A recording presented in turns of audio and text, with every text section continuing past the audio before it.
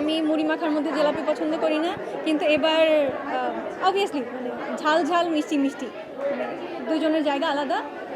কিন্তু মজার ব্যাপার হচ্ছে এবার রমজান শুরু হওয়ার পর থেকে আজ পর্যন্ত আমি আলহামদুলিল্লাহ কোনো ভাজা পোড়া খাইনি, না পেঁয়াজি না বেগুনি, এরকম কিছুই খাইনি।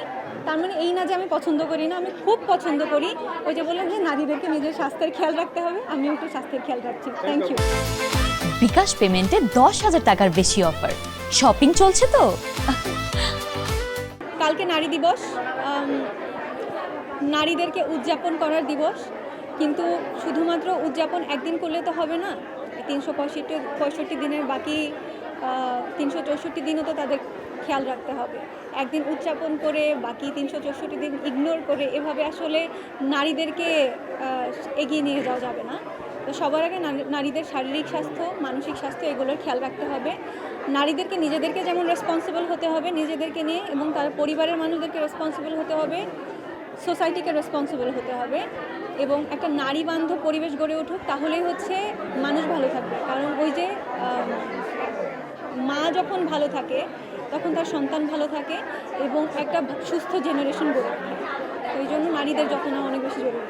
আর সবার ঈদ অনেক ভালো কাটুক, উত্থান পতন ভালো মন্দ সবার জীবনেই থাকে, কিন্তু শান্তি বজায় থাকাটা অনেক বেশি ইম্পর্টেন্ট। সবার জীবনে শান্তি থাকে। গিফট পেয়েছি অনেক। আমি ঈদের শপিং করতে কখনোই বের হই না, ঢাকায় তো নাই, একবার বের হয়েছিলাম, আর ওইবারই হচ্ছে মাফ চাই, এরপরে আর না। অনেক ভিড়, এবং আমি যাই না, যারা এনজয় করে মানে খুবই ভালো।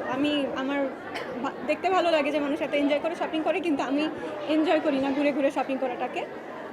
তো আমি ওই যে যারা যা টুকটাক গিফট দেয় তাই নিয়েই খুশি থাকি, কারণ এত বেশি শপিং করতে হয় কাজের কারণে, কাপড় চোপড় গয়নাগাটি সবই মোটামুটি সারা বছর কেনার উপরে থাকতে হয়, তাই ঈদে নতুন করে আলাদা করে এত এফোর্ট দিয়ে শপিংয়ে যাওয়ার এনার্জি থাকে না।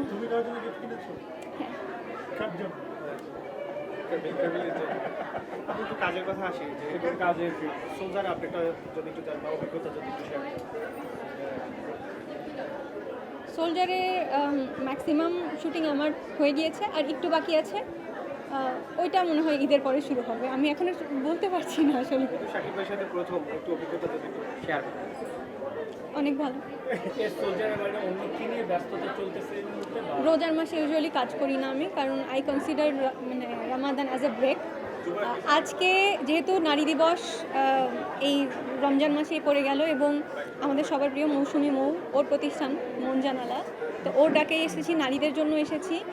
যেহেতু এটা অনেক জরুরি একটা উদ্যোগ ছিল, আজকে যে আয়োজনটা ছিল এটা অনেক জরুরি আয়োজন ছিল, তাই ব্রেকের মাঝখানে একটু সময় করে এসেছি। কিন্তু এখানে মোটামুটি সব ধরনের সুবিধাই করে দেওয়া আছে, ইফতার থেকে শুরু করে নামাজ সব সুবিধাই করে দেওয়া ছিল। তো আমার মনে হয় না যে কারো খুব একটা অসুবিধা হয়েছে, বা রমজানের যে মানে মূল থিম সেখানে খুব একটা যে ব্যাঘাত ঘটেছে আমার মনে হয় না। বাট হ্যাঁ, রমজান মাসে খুব একটা কাজ করি না। জানো যখন শুরু হবে তখন জানো।